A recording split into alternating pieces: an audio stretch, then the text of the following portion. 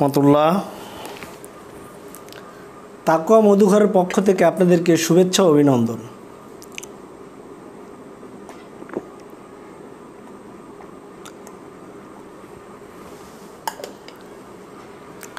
আজকে আমি যে বিষয় নিয়ে আপনাদের সাথে কথা বলতে চাচ্ছি সেটা হলো অসৎ ইনকাম।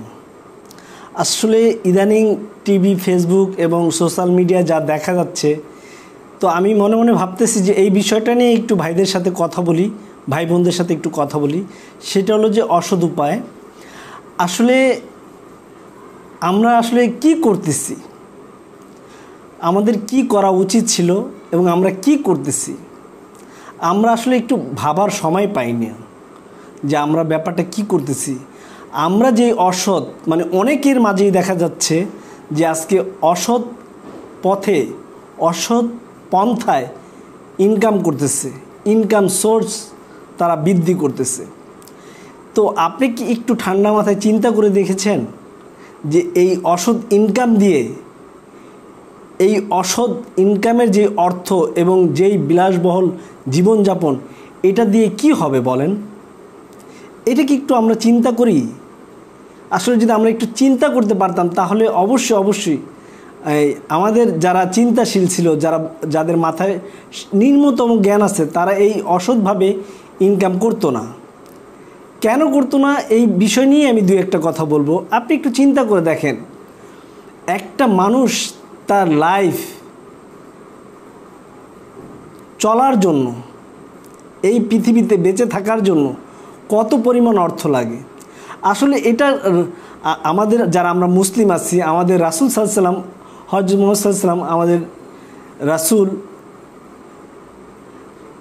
তার ভিতর অনেক আদর্শ আছে। এটা যদি আমরা দেখি তাহলে দেখব যে তার আদর্শগুলো কি। আসলে তার জীবন ব্যবস্থা দেখেন, কি তার ইনকাম, কি তার খরচ। একটা মানুষের কত লাগে বলেন? সে কত ইনকাম করবে আর কত সে খরচ করবে।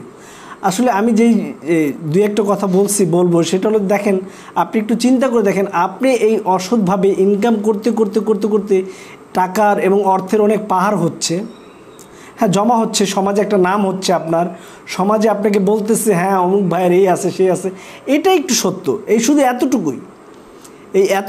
কিন্তু পিছে আবার ম্যাক্সিমাম লোক তারা আপনার নামে গীবত, আপনার নামে বদনাম, আপনার নামে অনেক ধরনের কথা তারা বলে যে এই কীভাবে আপনি ইনকামগুলো করেন। এটা কিন্তু তারা কোনো না কোনো বায়দা তারা এগুলো জেনে যায়, তারা এগুলো বুঝে যায় যে কিভাবে এই ইনকামগুলো হচ্ছে। হ্যাঁ, তার বেতন কত, তার স্যালারি কত, তার মাসে ইনকাম কত, তার বিজনেসে ইনকাম কত। হ্যাঁ, তো এগুলো কিন্তু মানুষ আস্তে আস্তে জেনে যায়, ঠিক আছে। তো আমি যেই ব্যাপারটা আপনাদেরকে একটু বলতে চাচ্ছি সেটা হলো যে এই অসৎভাবে ইনকাম করে আপনি যে অনেক পাহাড় গড়তেছেন, আপনি কি এগুলো ভোগ করে যেতে পারবেন? আসলে আপনি কতটুকু ভোগ করেন আপনি একটু চিন্তা করে দেখেন যে আপনি কতটুকু ভোগ করতেছেন এই অর্থ থেকে।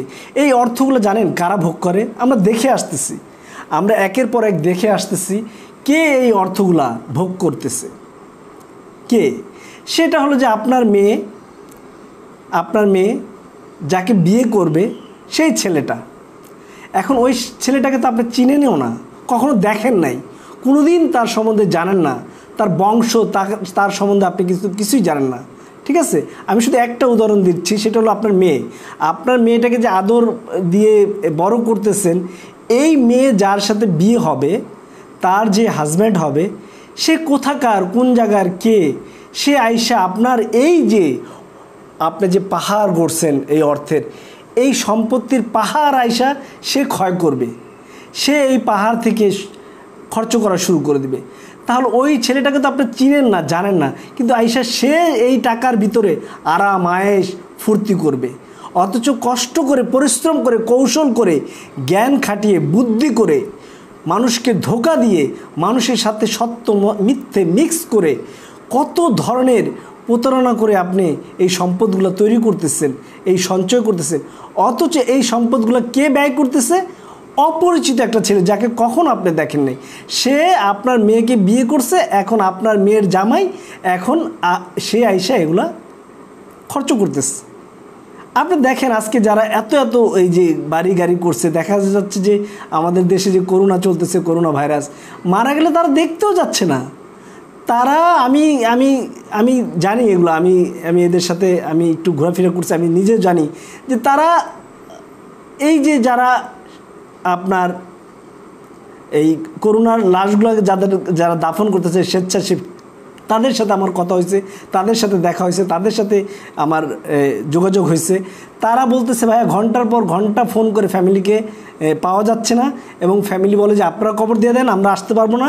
হ্যাঁ, তাদেরকে ফোন করেও পাওয়া যাচ্ছে না, তারা জানাজাও আসতেছে না। অথচ দেখেন কি হচ্ছে সমাজ ব্যবস্থা। এখান থেকে আমাদের একটা শিক্ষণীয় যে আমরা কেন এই অসৎ পথে আমি ইনকাম করব, আমরা কেন এই অসৎ ইনকাম করে পাহাড় গড়ব, কোনো লাভ হচ্ছে না। এরশাদ শিকদার বলেন, জহুরুল হক বলেন, যারা ছিল, আমি নাম নিতে চাচ্ছি না, তারপর বলছি এরকম অহরহর। ঐশীর বাবা দেখেন এত সম্পদ এত কিছু এক একজন ঘুরতেছে, কিন্তু কি হচ্ছে, মানে আমি বলতেছি কি হচ্ছে এই অর্থ দিয়ে? এই অর্থ কি তাদের কোনো কাজে আসতেছে? এই যে আজকে একজন ওসি সাহেব কয়দিন হয়েছে ধরা খাইছে, সে যে এত সম্পত্তি করলো, কী লাভ? মানে হ্যাঁ, সমাজে একটু তাকে লাভ, তার একটু পরিচিতি আছে, ঠিক আছে, কিন্তু পিছনে অনেক তার গীবত গাচ্ছে, তার নামে বদনাম বলতেছে, সে কোন পন্থায় ইনকাম করতেছে সেগুলো বলতেছে। সো আপনারা একটু চিন্তা করে দেখেন, এগুলো কি আপনি খরচ করে যেতে পারতেছেন? আপনি তো আপনি তো মারা যাব, আমরা তো কবরবাসী হয়ে যাব, কবরে চলে যাব, বাট এই সম্পদগুলো দুনিয়াতেই রয়ে যাবে। এই সম্পদ যদি আপনি যদি হালালভাবে ইনকাম করেন আলহামদুলিল্লাহ ভালো, আর যদি অসৎভাবে ইনকাম করেন তাহলে কি হবে সেদিনকে আমরা হিসাব দিতে পারবো? আমরা কি সেই লোকগুলোকে সেই সম্পদগুলো ফেরত দিতে পারবো? এটা কি সম্ভব? একটু চিন্তা করি আমরা ভাই, আমরা কার জন্য এই অসৎভাবে সম্পদ সঞ্চয় করতেছি? একটু আমরা যদি চিন্তা করি, আমরা যদি রাত্রে সব কর্মকাণ্ড ব্যস্ততা শেষ করে যদি আমরা বাসায় এসে বালিশের উপরে যখন আমরা মাথা দিব, তখন একটু চিন্তা করে দেখি যে এই সম্পদ, এই সুদ ঘুষ হারামি মানুষের জুলুম, এগুলো কি হবে? একটু চিন্তা করে দেখি আমার কতটুকু লাগবে। আমি ডেলি কি একটা গরু খেতে পারবো? আমার একটা গরুর বেশি ইনকাম প্রত্যেক দিন হচ্ছে, একটা গরু কি আমার দ্বারা খাওয়া সম্ভব? আমার তো সপ্তাহে সম্ভব না, মাসেও আমি একটা গরু খাই না। সো কেন আমরা এইগুলো করতেছি? কেন? কি পাচ্ছি? লাস্টে মৃত্যু হলে মানুষ শুধু বদনাম আর বদনাম করে যাচ্ছে। তো একটু আমরা এই ব্যাপারে একটু সচেতন হই, আল্লাহর ওয়াস্তে আল্লাহর দিকে তাকিয়ে আল্লাহকে আমরা ভয় করি, আমরা এই অসৎ ইনকাম আমরা ত্যাগ করি। ইনশাআল্লাহ আমি যে কথাটা বলছি, যে ছেলেটাকে আপনি চিনেন না, যে ছেলেটাকে আপনি জানেন না, কখনো দেখেন নাই, সেই ছেলে এসে এই সম্পদ ব্যয় করবে।